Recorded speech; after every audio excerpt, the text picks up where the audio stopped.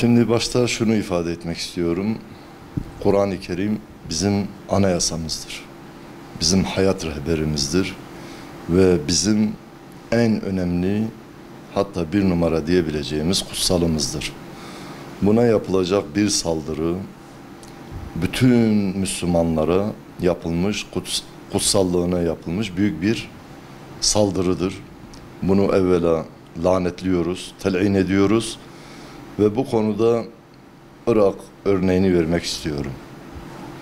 Gerçekten Irak, İslam devletinin yaptığı, gösterdiği tavır, tüm İslam ülkelerinden beklenilmesi gereken bir tavırdı aslında.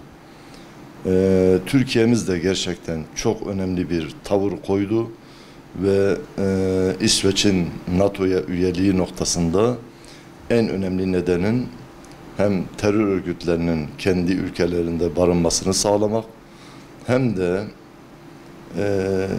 bu Kur'an-ı Kerim'in yakılma, hakaret edilme noktasında net bir tavır koyduğunu, üyeliğin bunlara bağlı olacağını ifade etmiştir. Ama biz İslam'ın ve Müslümanların şu anda en büyük umudu olan Türkiye'den daha bir net bir tavır koymalarını da beklemekteyiz. Birey olarak da üzerimizde çok önemli vazifeler düşüyor ama devlet bazında daha büyük vazifemizin olduğunu Irak örneğinde gösterdiğimiz gibi büyükelçiyi sınır dışı etmesi bu gerçekten çok önemli bir örnek teşkil etmiştir. Ben diğer İslam ülkelerinden de buna benzer net tavırların konulmasını isterim yani. Çünkü eğer bugün ayağa kalkmayacaksak, bugün eğer kutsalımıza yapılan bu hakareti eğer biz kalkmayacaksak, direnmeyeceksek, koruyamayacaksak İslam aleminin bu konuda vereceği imtihanın da çok kötü olacağını görüyoruz.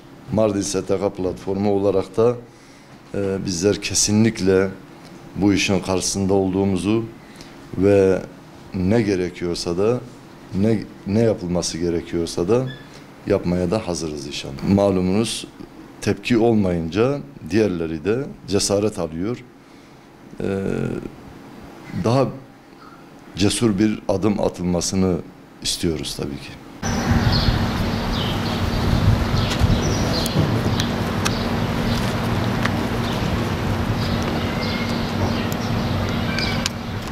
Maalesef İsveç'teki bu saldırıların ardı arkası kesilmiyor. Daha önce de yapılmıştı. Biz tabii kutsal kitabımız Kur'an-ı Kerim'e yapılan bu kötü saldırıyı, çirkin saldırıyı en şiddetli şekilde lanetliyoruz. Ama şimdi onların da bildiği bir şey var ki İslam fikri tüm dünyaya yayılacaktır. Allah Azze ve Celle kendisi buyuruyor. Yani kafirler istemese de bu din tamama erecektir. Ancak İslam ya da Kur'an-ı Kerim Endülüs'ten Buhara'ya, ondan sonra Afrika'dan Kafkaslara kadar bir medeniyet inşa etmiştir. Bunun tamamı Kur'an ölçütlü bir medeniyet olmuştur.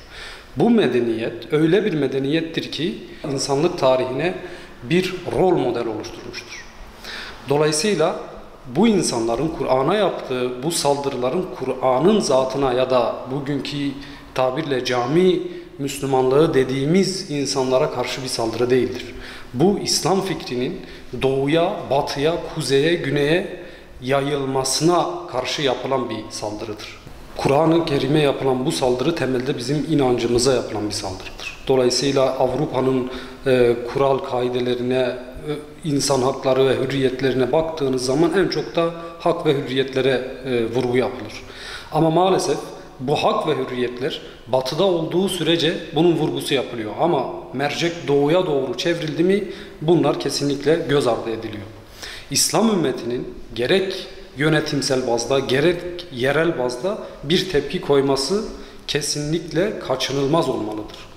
Yani bu saldırılar sonucunda herhangi bir tepki almıyor olmak, özellikle yönetimsel bazda bir tepki almıyor olmak bu saldırıların devamının kesilmemesine sebep olacaktır. Dolayısıyla Irak hükümetini ben bu konuda takdir ediyorum. İslam coğrafyasındaki devletlerin tamamı da benzer şekilde tavırlar sergilemelidir. Yani biz İslam'ın gereklilikleri ve Peygamber Efendimizin ehli kitabı tasdik etmeyin, tamamen yalanlamayın da kaidesi gereği ne Tevrat'a, ne İncil'e, ne herhangi başka bir kutsal kitabın yakılıp yırtılmasına kesinlikle olumlu bakmıyoruz. Bunu tasvip etmiyoruz. Ancak bizim kutsal kitabımız Kur'an-ı Kerim'e yapılan bu saldırıların da kesinlikle bir tepkiye, hatta gerekirse yaptırıma uğratılması gerekmektedir. Zalimler istemese de Allah nurunu tamamlayacaktır. İslam olarak bizim üzerimize düşen tepkimizi göstermek ve Kur'an'ımıza yapılan saldırıyı, saygısızlığı kabul etmemek ve ayaklanmak gerekir. Tüm İslami alemi bu ayaklanma ve devam etmemesi için birlik olmasını ve İslam Birliği adında tepkisini göstermesini bekliyoruz. Bunu Türkiye'den ve diğer İslam İslami ülkelerden bekliyoruz. İslami ülkeler aynı tepkiyi göstermesini bekliyoruz. Kabullenmemeli, kabullenemez. Yani kesinlikle bu saldırılar oldukça İsveç'i NATO'ya almamamız lazım.